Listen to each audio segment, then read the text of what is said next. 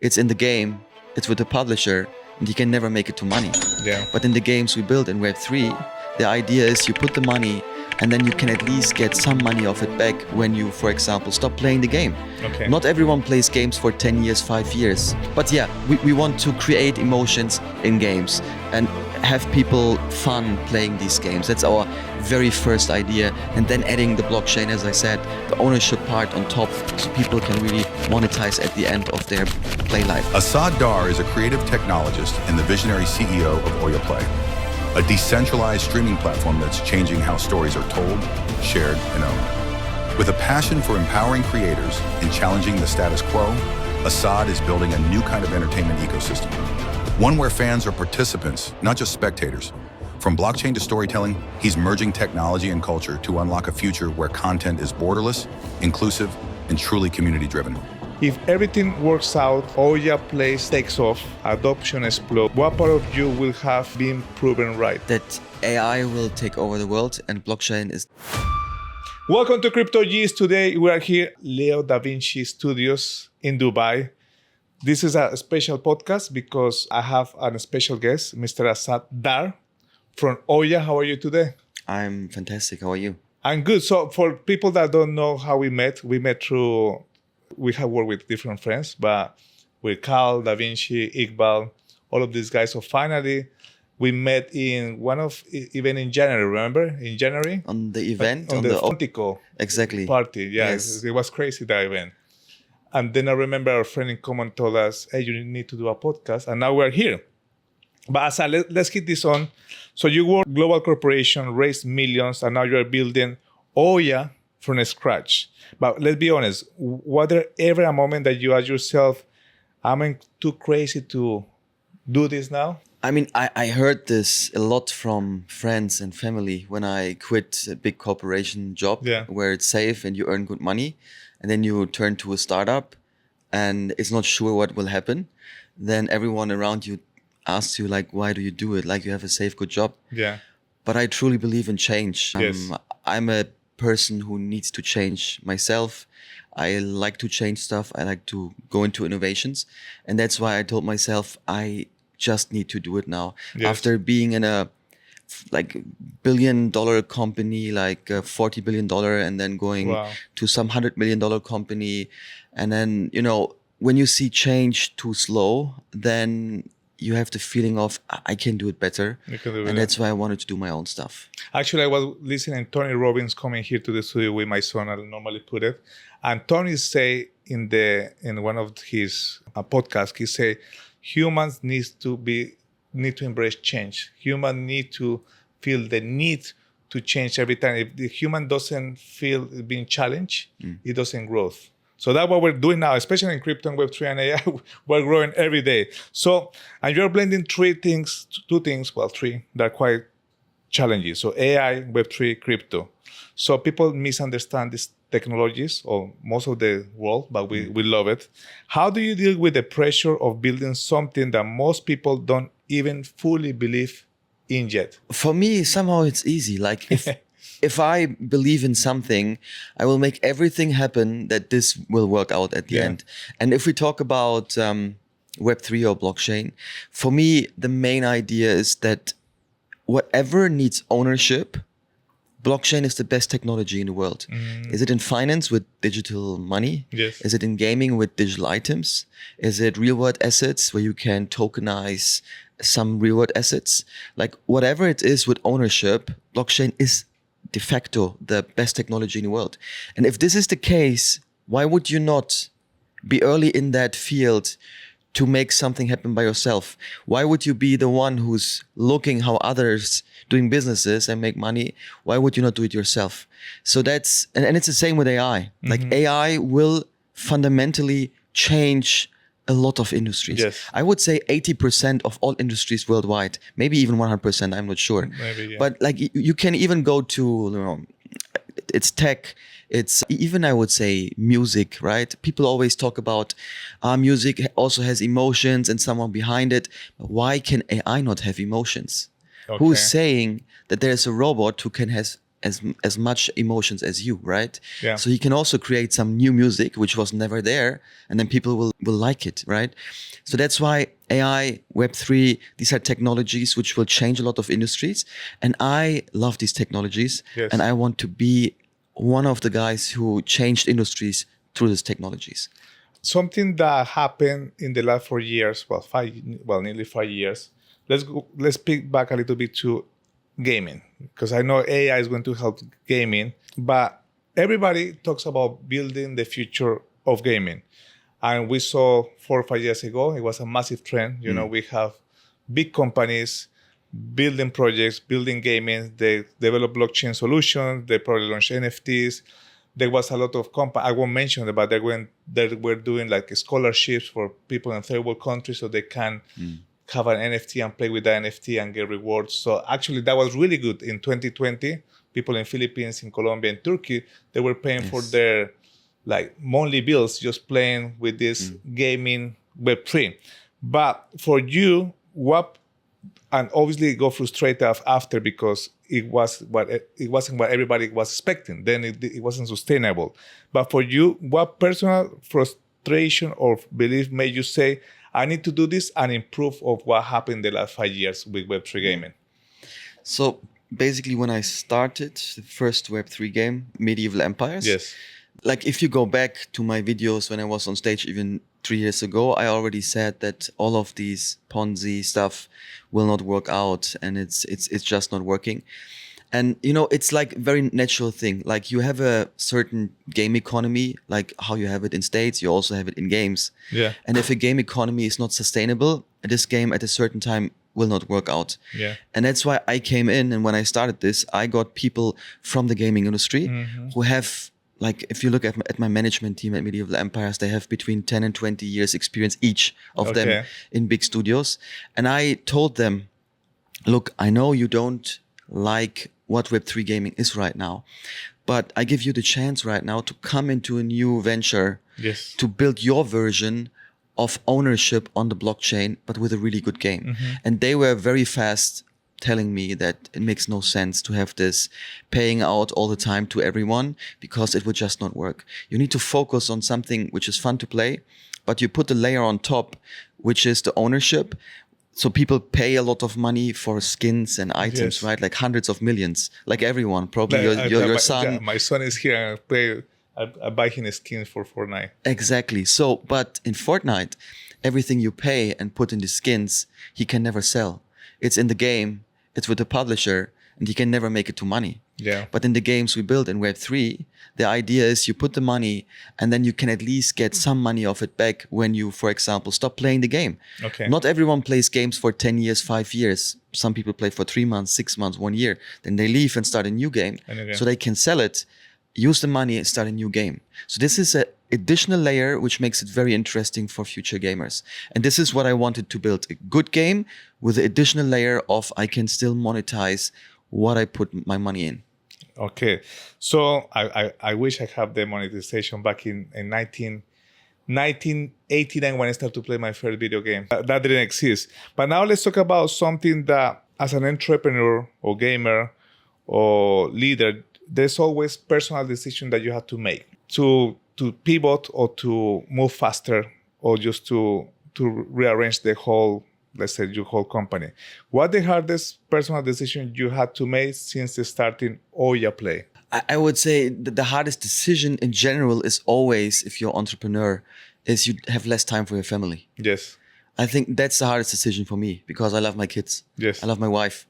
And if you start a venture, everyone needs to understand that you will have less time and you will never get this time back. So that's, I would say, the hardest decision. But somehow I try to make it happen, building companies and still try to focus on the family and find the time, which is positive and negative, because in a startup you have to work much more, but you can also make it happen after a certain time, that you can organize your times even better than you would work in a big corporation, for example, and then you can also spend with your time. But I would say that's the biggest downside and the biggest challenge. Yes. I was talking to a friend recently. I admire billionaires, you know, I admire Jeff, Elon, all of them. But you look at them, maybe their age, I don't know, but their their personal life, it doesn't seem very successful. Like they have a lot of marriage, a lot of kids, but they don't stick. I was talking to a friend. He recently was in Puerto Rico visiting J. Paul, you know, and then he just had he had a pair of twins. They're 7 months old, and he's very wealthy already. And he told me, Andre, you know what? This is amazing, all these guys, because he was in a billionaire house. But I don't want to be a billionaire. I'm happy to have what I have right now, but I don't want not having half time for my kids. So I think that's very admirable, that trying to balance life with family, business with family is the most challenging part. And now, talking about challenge, people always look up to you and say, you seem like a success story, right? People say, hey, Assad, very successful. But was something painful or disappointing from your journey that you haven't talked to anyone as an entrepreneur? I mean, as an entrepreneur, like I think, especially as the main founder, and if you're raising money, I think one of the main things is you need to make sure that everyone gets paid in your company. Like you have 30 employees, right? Like with Medieval Empires and also in OYA, we have employees, and they have also families themselves. Yes. And you are at some way, you are responsible also, right? Like obviously it's a business, so you need to separate like private from business, but you cannot really do it, because in a startup you are also like family, let's say, because people are there from the beginning and you're with them very close, so you have some responsibility for them. And if you see that money is going to end soon, this is when like panic kicks in. And I think this is where you need to stay calm and where you need to try to get the money in to make it happen. And this happened also to me over the time. I mean, we raised a lot of money, obviously, for Medieval Empires and OYA, but it was not like very easy, like, oh, money is there and everything is cool. Like it took a lot of time, and I always need to go and look for money. And there were times when it was not easy and we had not a lot of money, and then I need to go out and do it again. I think was one of the biggest challenge where it affected also myself.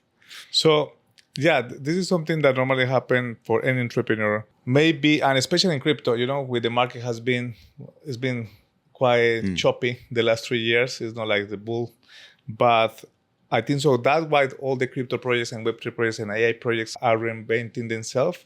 I believe people be more cautious about spending habits, you know, especially. Yes. I was talking to my friend, Dr. Anna Macmillan, about startups, and people go and raise. And she said, I will never invest in somebody that raising money and it has $200,000 watch. And even if you have it, just keep it at home.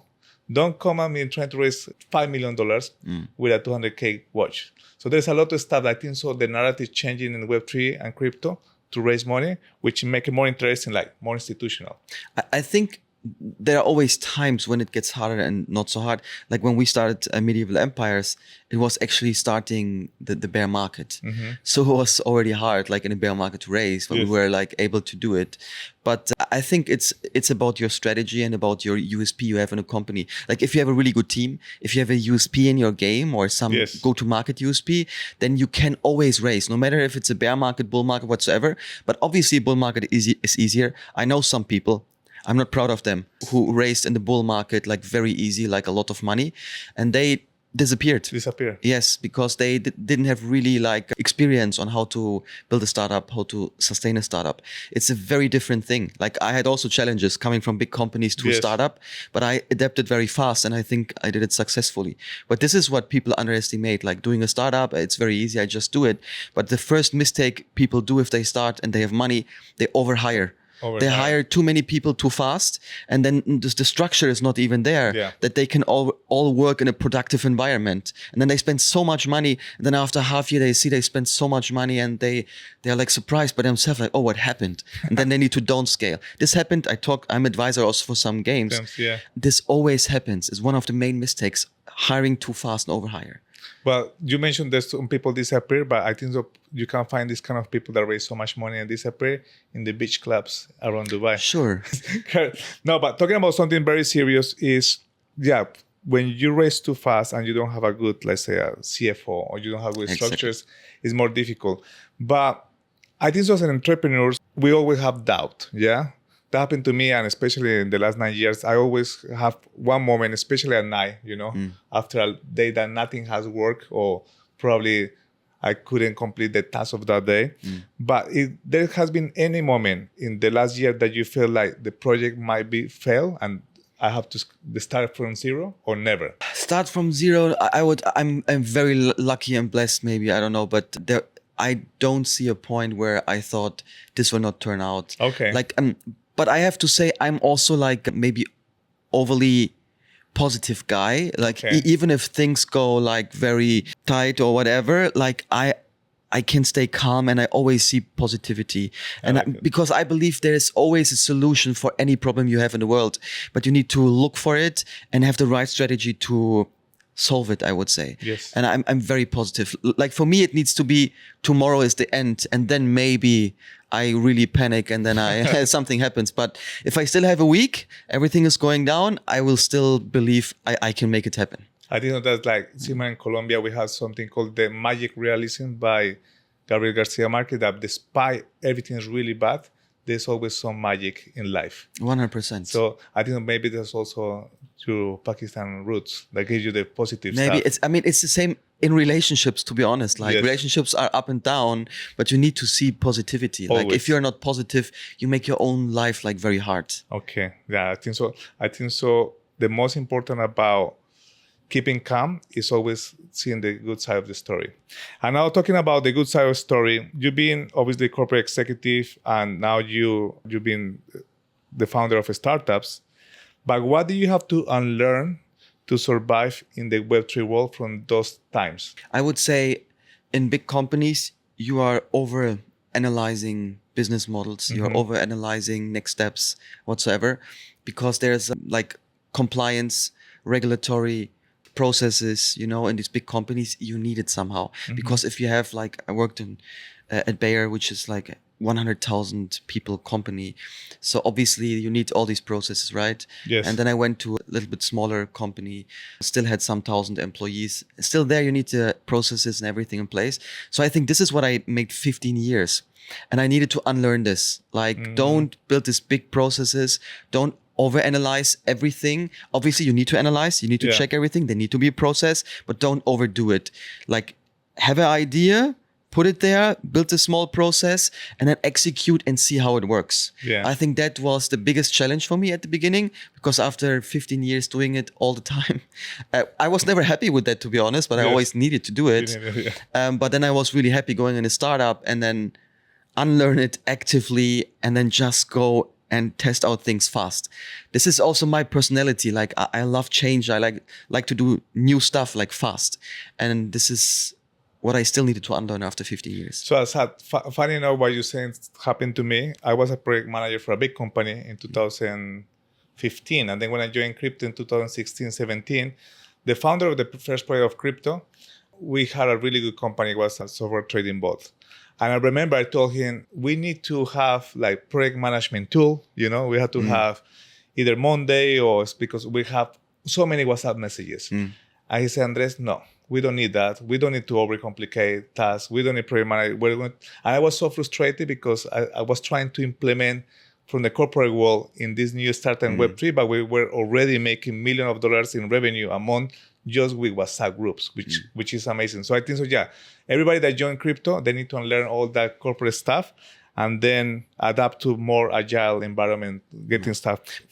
But still have like structure, Yes. right? So, yeah. Like this is also an issue I see, like when I advise some startups, that they don't have structure at all. And that's also not a solution, I would say. Okay.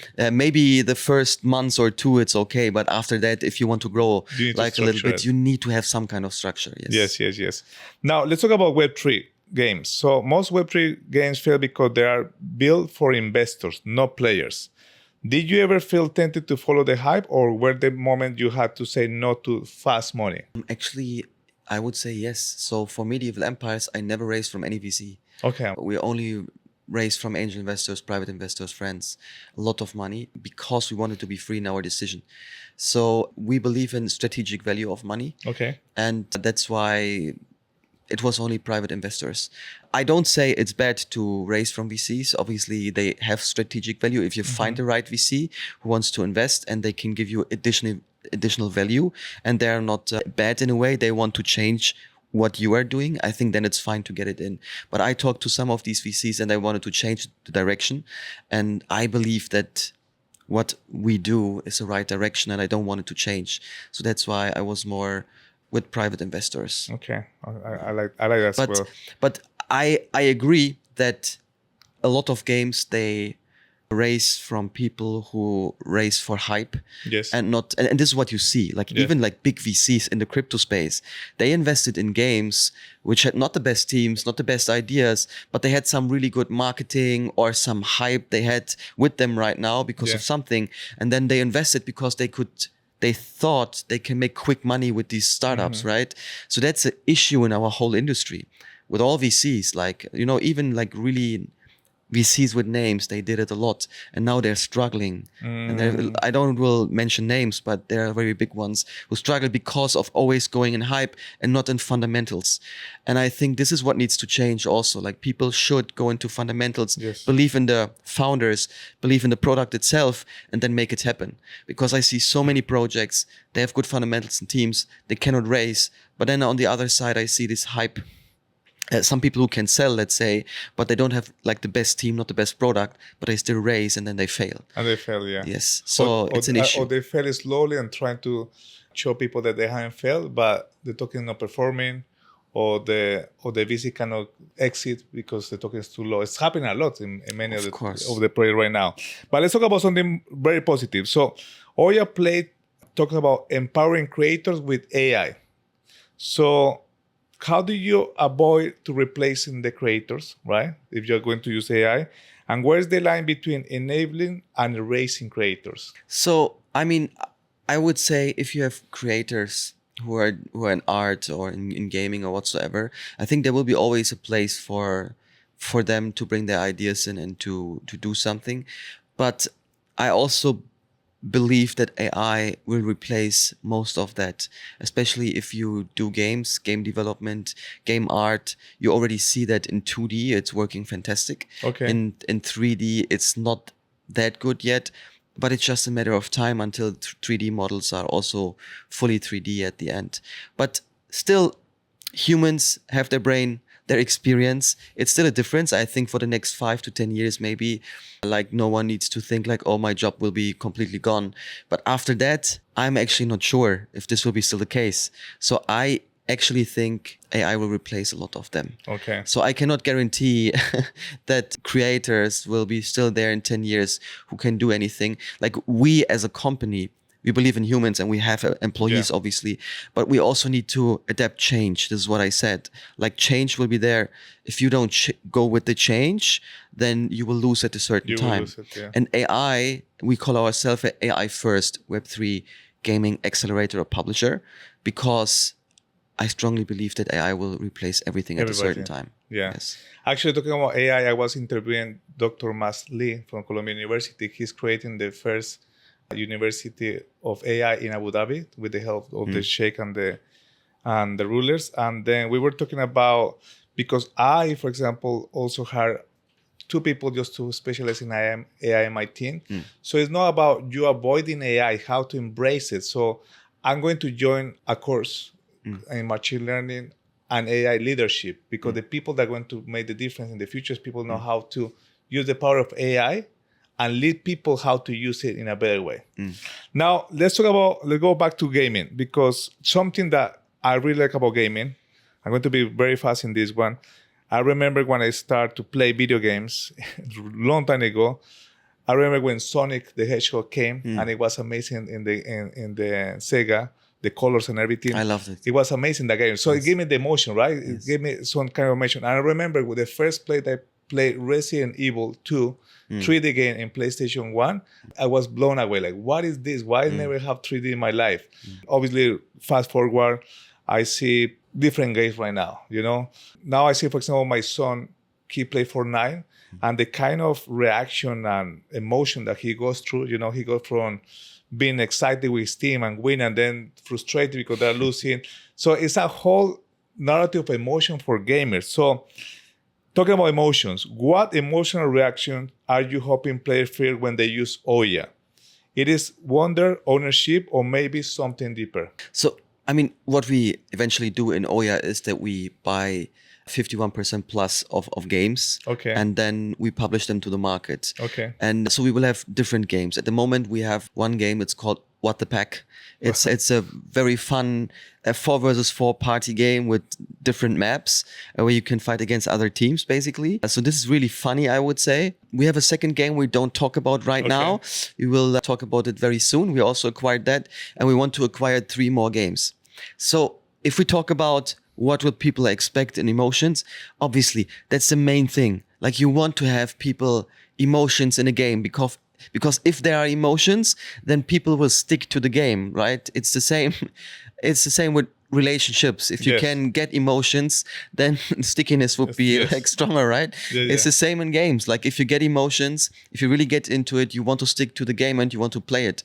And I think, Fortnite is obviously one of the most successful games in the world. I also played with some of my employees, like from time to time. Maybe he can join us. Well. Of course, we can play together, but I'm not the best.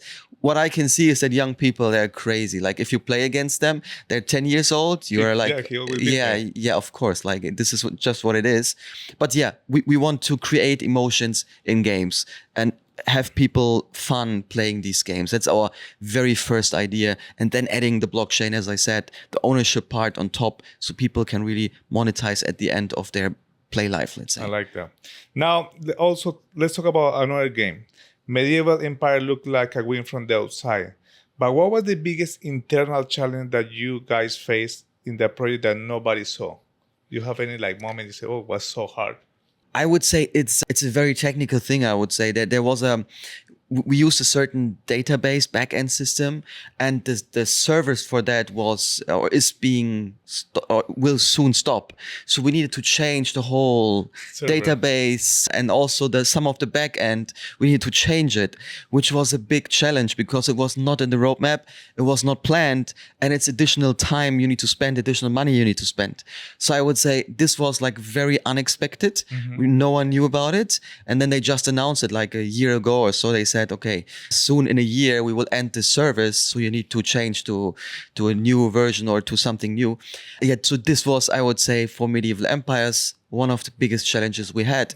But I have a very good CTO, like 20 years of experience. He worked at King, the makers of Candy Crush and a lot of other games. So he's like very experienced. So he's making sure that this transition is going smoothly, and we will handle that. So that's very good to have experience in the team. But now let's talk about people that don't have any experience, or somebody that's very young. If a young builder came to you and say, I want to make a Web3 game, but I'm broke, I'm too tired and try everything, I'm losing faith in this space, what would you tell them? You mean people who want to build Web3 games, they lose faith? So first of all, no matter which industry you're in, if people are not successful, they lose faith, right? Like, it's a lot of people. I would say people who are consistent are the people who win, right? Yes. Like, if you don't try again and again, you will never win, I would say, in life. This is just how it is with startups. Most startups are not successful in the world. That's the reality. Yes. And if you don't try again and again, you will also not do it. But there is obviously a certain time when you try something like 5-6 times and you are still not successful, then maybe it's because the product is not good enough or the team is not good enough, right? But what I would say is always, like, try to find, and this is like for all startups in the world, try to find a real problem, a problem, and solve it. Or try to find a new mechanic in a game where you think, okay, this is something new what other games don't have, and it could excite the players. If you have something like that, use it, implement it fast in something, and test it very fast to see if you're on the right direction or not. Because this is also what's happening a lot, like especially from big companies. When people come, they try to build something a year or 2 years, and then they bring it to the market, and then they see, oh, it's not working, and they wasted a lot of money and time. So build like prototypes very fast. If it's software or gaming or whatsoever, try to bring it very fast to the market and test it with something. It can be, you can even do vibe coding, right? This is a new hype where you have no code platforms. You just test something, put something, it will create software for you or some servers, and you can bring it already to people and see if they would like it or no. It's like, this would be my first suggestion. But the second is obviously find people who know how to do stuff and who are motivated, Okay. who really want to do it because they want to change something. Don't look for people who want to make money, because if it's about money and they don't see success very fast, They leave. they will leave because they don't see the money fast. Like, these are the wrong people to surround yourself with, right? So find people who want to change, find people who want to build something great, and start with them. And it's a very good point to have success, probably. So basically, fail fast. Yes. And find good mentorship, good mentors that align with your vision and mission. Yes. And now, talking about mentors, I'm talking about vision and mission. As a founders, and especially, for example, we have talking 2049 the last 2 weeks. A lot of people came. You probably have hundreds of meetings Crazy. here. It was crazy. Yes. But in one point, as a founders, we have to deal with loneliness, right? Because we have to make decisions. Even we have co-founders, but sometimes we have to embrace ourselves, and we feel alone, right? Sure. Most of the time, even people don't think this way, especially in this industry. How do you deal with the loneliness of being a founder, especially in an industry that changes every 6 months or every 2 months or every week? Yeah, it's a big responsibility. It's a big risk you're going if you go in innovations. And then being a leader, no matter in big companies or small companies, you are lonely at certain times because you need to make the decisions, and you are responsible for decisions. Like, if you do a good decision, everyone will be happy with you. If you do a bad decision, everyone will tell you are not a good leader, right? Yes. So that's just the risk you have. And people, like even good leaders, do bad decisions. That's what Yes. it is. But the whole idea is do more good decisions than bad decisions in a company, and then you're on a good path, I would say, right? But how I deal with loneliness, I would say I'm a believer in God. I'm a practicing Muslim also. So I would say that's what calms me down, what helps me in tough times, or I always know someone is there I can talk to. Yeah. I think that's my biggest help. And then my family too. Your Like, family, I'm yeah. very close, obviously, with my family. Still, I don't have that much time, but I try to spend as much as possible. I'm close to my wife, and I talk with her. She talks with me. I think this helps me most when you don't have people from the company around you. Yes. I would say that's my main Anchor? secret. Yeah, main anchor, main secret. It's Yeah. my belief and my family. That happened to me also after all these events. We have to, meet investor founders, VCs, KOLs, exchanges, do a million interviews and stuff. When I go back home, I like that feeling of feeling grounded again, because Yes. the family don't care if you are building or not building, you have success or not success, just care about you as a human. So I think And because of that, it's so important to have this good relationship with your family and wife, Yes. because you have so much stress everywhere. And if the relationship is not good and you come home and you have more stress, you will break. No, this Yes, is it's where true. people get burnout. Yes. Like, if they have this issue in the company and issue at home, this is too much. It's too People much. will fall, Yes, right? yes, yes. And that's why it's much nicer you come home from a stressful day and you fall into something soft, right? Like, this is your family. Yes. You want to have that. So you need to work on both. soft like this sofa today. Brand new. Exactly. It's very soft. Assad, let's talk a bit about the market. Obviously, no financial advice. Do your own research. Obviously, we're all bullish. We believe in crypto, Bitcoin, you name it. But let's talk more about from a technical point of view. We saw Ethereum, have a major upgrade the last week. And obviously the price cheap, and everybody went crazy because it went from 1,500 to 2,400. Fantastic. Which is amazing, right? So, but what are your views? Because then you have other platforms like Sui or Solana or other platforms, building. But what are your views about Ethereum? Not from the price of the token, if not from the technology. Do you think they will succeed? They will improve, or there will be another one that will take over and it will be like another MySpace, Facebook story? Yeah, it's a good question.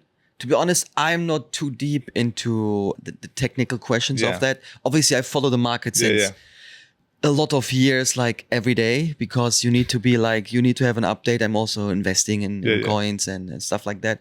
So I believe that Ethereum has good fundamentals. You have a lot of other chains working on Ethereum. So I think there is enough fundamentals, enough assets on Ethereum that it will be still successful, and they can change, right? I mean, they already changed over the last years, and I think they have plans to change even more to make it more efficient. So I believe in Ethereum. Personally, I believe. I also have some stakes there. Again, no financial advice. Yes. I don't talk about anything like that. But yeah, I believe Ethereum will make it, actually. I mean, a lot of people, and this is always what happens if you're not consistent. You saw Ethereum the last months and years, a year, like struggle a little bit, and people thought like, okay, what's going on? Maybe Ethereum will not make it. But here again, the question, like, do your own research and check from a technical point of view, from a use case point of view. Can Ethereum do it? But that was the final statement, really good.